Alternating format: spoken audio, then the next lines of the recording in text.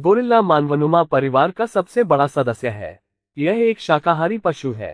Gorilla मध्य Africa में पाया जाता है। गोरिल्ला का डीएनए मनुष्य से 98 से 99% मेल खाता है। ये चिंपांजी और बोनोबोस के बाद मनुष्यों के निकटतम रिश्तेदार हैं। यह ऊंचाई पर भी रहते हैं। गोरिल्ला विरुंगा ज्वालामुखी के अल्बर्टन रिफ्ट माउंटेन क्लाउड 1 में रहता है, जो 200 से 4300 मीटर ऊंचाई पर है। गोरिल्ला शब्द का प्रयोग 500 ई पूर्व पश्चिमी अफ्रीका के अंदर सिएरा लियोन ने किया था।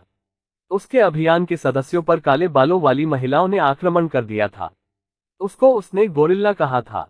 नंबर 1 गोरिल्ला की प्रजातियां। गोरिल्ला के निकटतम रिश्तेदार होमिनिना जेनेरा, चिंपांजी और इंसान हैं, जो कि 7 मिलियन वर्ष पूर्व इनसे अलग हो गए थे। पहले गोरिल्ला एक जाति माना जाता था, जिसके अंदर 3 उपजातियां थीं: पश्चिमी लोलैंड गोरिल्ला, पूर्वी निचला भूमि गोरिल्ला और पर्वत गोरिल्ला। लेकिन अब गोरिल्ला को 2 जातियों के अंदर विभाजित किया गया है।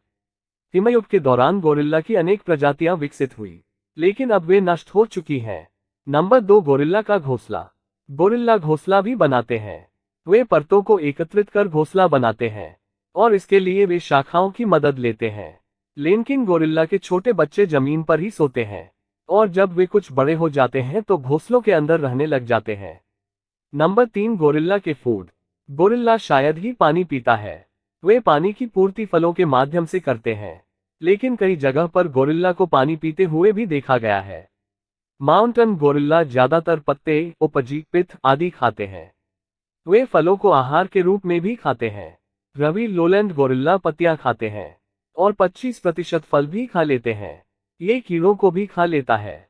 नंबर 4 क्या गोरिल्ला इंसानों को समझ सकते हैं? कई पशु भाषा शोधकर्ताओं ने जानवरों में भाषाई क्षमताओं के प्रमाण प्रस्तुत किए हैं।